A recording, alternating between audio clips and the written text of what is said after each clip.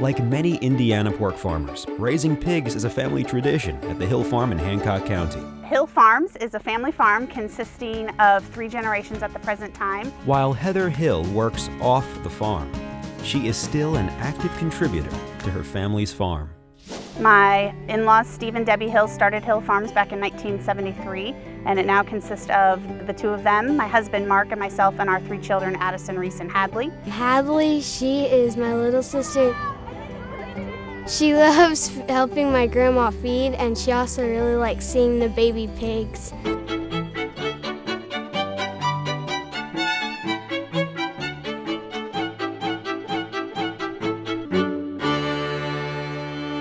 At Hill Farms, we are both a farrow to finish operation, which means the pigs are born here and we raise them all the way out to market, as well as we buy additional pigs when they're weaned from their mothers and raise those pigs all the way out to market.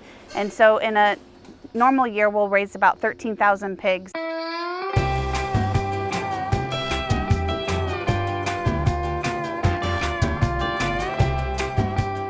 It's hard to describe that typical day because there's always something that can be done.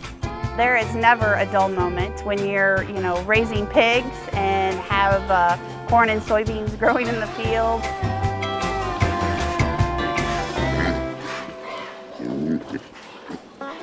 But no matter what, the pigs are fed twice a day, and the Hills constantly check that everything is running as it should. Taking care of our pigs is our top priority. It's important to us that we raise healthy pigs so that my family and your family has healthy, nutritious, safe pork to eat.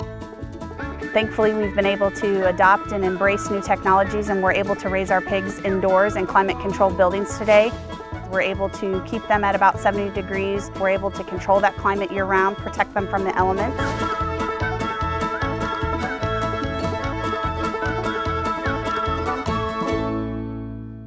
To keep their animals healthy and to safeguard the foods that come from them, farmers today consult with specialists. Our veterinarian comes once a month to check on our pigs as a routine health visit and more frequently if needed. And so when our pigs are sick, we talk with our veterinarian and determine what the best course of action is. And if that's an antibiotic, that's what we do because we feel that's the most humane treatment we can provide our animal. Every antibiotic has a withdrawal period that's been issued by the Food and Drug Administration. We make sure that we follow all of those guidelines. We only use them when absolutely necessary, when we feel that's the best treatment course for that animal. The Hills also take advantage of all the technology that helps their farm run smoothly, like this computer-operated feed mill. The feed mill, which is where we make all the feed for our pigs right here on our own farm, is a very highly computerized system.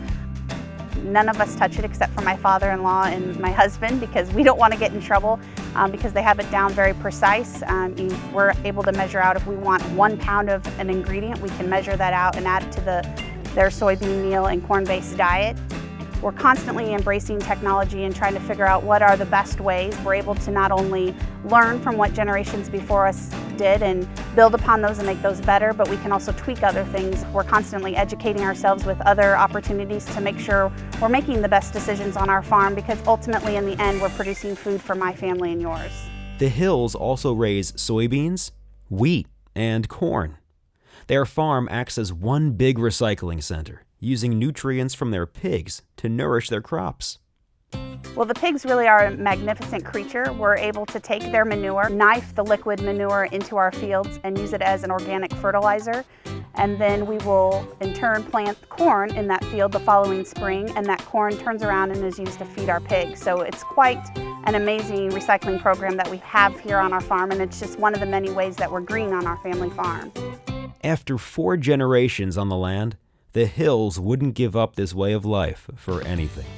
Well, I did not personally grow up on a farm, but my mom did, and so consider myself extremely lucky that I was able to meet my husband, Mark. To me, there's no better way to raise my family than for my kids to be able to be a part of this farm each and every day.